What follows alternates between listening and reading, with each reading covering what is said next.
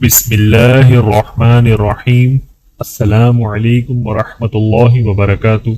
और आज की इस वीडियो में हम इंशाअल्लाह आपको बच्चों के लिए नमाज की उम्र और हुक्म के बारे में आगाह करेंगे। तो आइए स्टार्ट करते हैं।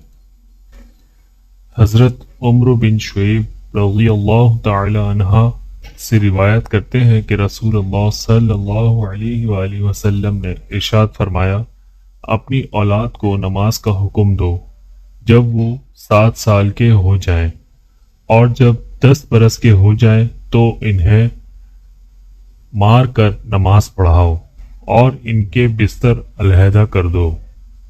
इस्लाम में जिस्मानी सज़ा का तसव्वुर मौजूद है मगर बेतुका नहीं।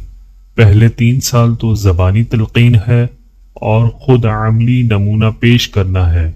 इसके बाद सज़ा भी दें मगर ऐसी जो ज़ख्मी ना करे, और चेहरे पर भी ना मारा जाए क्योंकि चेहरे पर मारने से रसूलुल्लाह सल्लल्लाहु अलैहि वसल्लम ने मना फरमाया है। कहते हैं कि पहले ज़माने में शैतान आदमियों को नज़र आ जाता था। एक साहब ने उससे कहा, कोई तरकीब ऐसी बता कि मैं तुझ जैसा हो जाऊं। शैतान ने कहा, ऐसी फरमाइश तो आज तक मुझसे किसी ने भी नहीं की, तुझे इसकी क्या जरूरत पेश आई। उन्होंने कहा, ये मेरा दिल चाहता है। शैतान ने कहा, इसकी तरकीब यह है कि नमाज में सुस्ती कर और कसम खाने में जरा परवाह ना कर, झूठी सच्ची हर तरह की कस्में खाया कर। उन साहब ने कहा, मैं अल्लाह ताला से अहद करता हूं कि कभी नमाज में सुस्ती ना करूंगा और कभी कसम ना खाऊंगा। शैतान ने कहा, तेरे सिवा मुझसे चाल के साथ किसी ने कुछ नहीं लिया। मैंने भी अहद कर लिया है कि आदमी को कभी नसीहत नहीं करूंगा। जहन्नुम में एक वादी जंगल है जिसका नाम लमलम है। उसमें सांप हैं जो ऊंट गर्दन के बराबर मोटे हैं और उनकी लंबाई 1 महीने की मुसाफत के बराबर है। उसमें नमाज छोड़ने वालों को अजाब दिया जाएगा। एक और जगह है कि एक मैदान है जिसका नाम हुब्बुल हज़न है। वो बिच्छुओं का घर है और हर बिच्छू खच्चर के बराबर बड़ा है।